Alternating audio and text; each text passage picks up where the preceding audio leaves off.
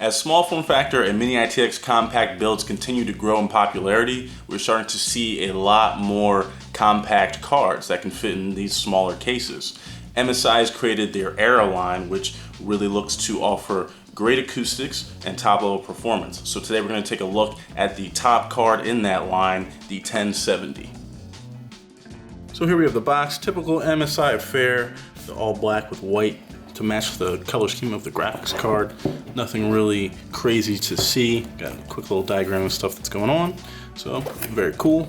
Normal stuff here. We have MSI, looks like some recycled cardboard with the manual, driver disc, that sort of fun stuff there. Stuff you will probably never use. And we have the actual card. And underneath that, just a thank you and nothing really else in the box there. Taking a look at the card, the first thing you will notice is the large 92mm fan. This is the MSI Torx fan. This is supposed to be very quiet while also offering decent airflow. It shuts down completely when idle, so that's really good. It's got their Torx fan system there, so that's excellent. Coming around top, you'll see that the shroud is open but semi-closed there, and then you can see the three ends of the heat pipes peeking out. There are three heat pipes that snake through out the aluminum fins. The 8-pin power connector here. Around back, you see your fins. This is a kind of a hybrid blower style, so you will get air ejecting out of the back there. Down the bottom, you can see the three heat pipes once again, plated all nice, looking very, very nice. And around front, you have two DisplayPort and two HDMI, as well as one DVI. I wish that they would get rid of the DVI port altogether, but no big deal. And obviously some exhaust there, and you can see the actual fins for the heatsink extend past the normal bracket height. So this is a little taller than traditional cards, but they make good use of the space, adding the fan and additional cooling to keep this card quiet and cool.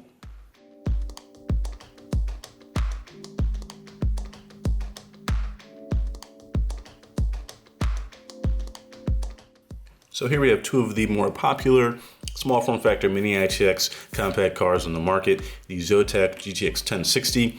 This is a card I've been using for a couple of months now, and obviously the Aero ITX here. They're very similar in size. This being a little bit more compact, you'll notice the difference. The PCB stops right where the bracket would end here. There's really not much extra hangover, whereas on the MSI Aero, you can see there is a decent amount of hangover, and even from the shroud, it extends up a little bit more. So that's something to be cognizant of. If you have an extremely tight case where height matters, this is going to be a little taller than your traditional compact mini ITX cards, as you can see there. In terms of length, they're about the same, exactly the same. So you should be fine there, but just keep that in mind. With 179mm length and 129mm height, this card should fit in all of the good compact cases that you're trying to use, whether that be an S4 Mini, MC600, LZ7, anything. This card should really fit in pretty much any case. For testing, I'm using a Ryzen 1700 overclocked to 3.6 GHz, as well as 32 gigs of Corsair DDR4 Vengeance LPX RAM at 3200 MHz, and a Samsung 960 EVO for the boot drive.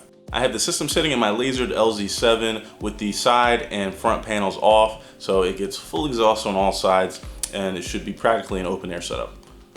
Now let's take a look at the acoustics. MSI is using their Torx fan system on this card, as well as three heat pipes going through the aluminum heatsink, so it should provide good cooling, but how quiet will it be able to stay? A lot of compact cards suffer from very loud fans because they have to ramp up super high to keep the temperatures down. Luckily, this card does not have that problem. Let's take a listen to the noise levels.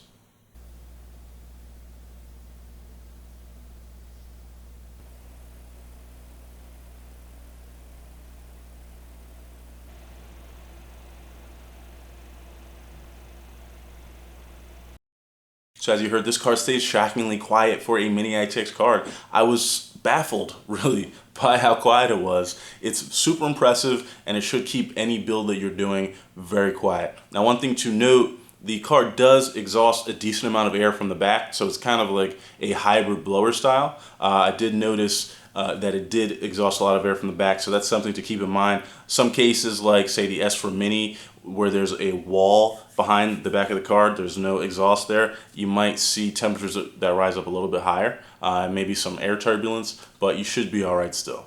I found the temperatures and cooling performance of this car to be excellent as well. At idle, with the fan completely shut down, the car was sitting at around 40, 44 degrees Celsius, and then it would ramp up to between 67 and 69 when you're gaming or doing 100% load, say with FIRESTRIKE, which is what I use for testing. So it really never peaked above 69 degrees. And I found that was in and outside of the case. So really the fan system and cooling performance is phenomenal on this car. Now let's take a look at the benchmarks. I threw together some synthetic and gaming benchmarks so you can get a good handle on what kind of performance to expect from this 1070.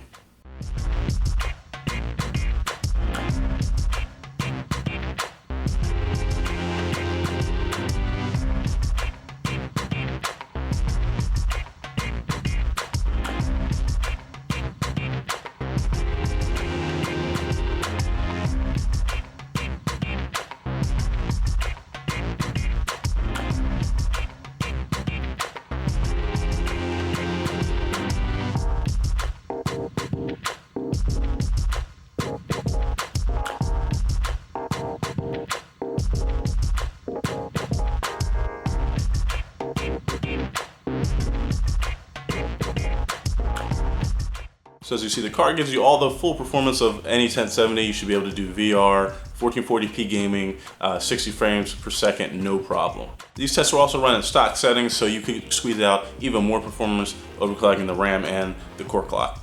Overall, I love this card. This has become immediately my favorite compact Mini ITX card ever. It's amazing that you can get full GTX 1070 performance with those quiet fans in this compact card. I mean, usually you can get full performance from most compact cards, but it comes at the cost of acoustics. You have a blower fan or just a regular fan that is spinning super loud, 100%, you know, blowing out your system, making you have to put headphones on or something.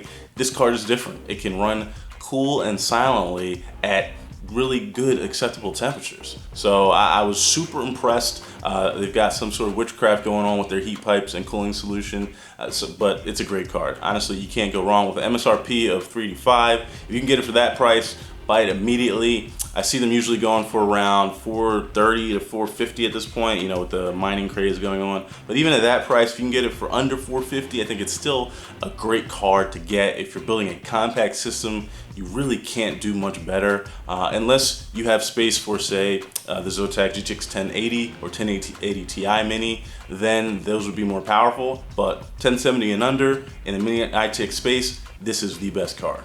So I'll drop a link below if you want to pick one up for yourself. I will also drop a link to the written review on the website.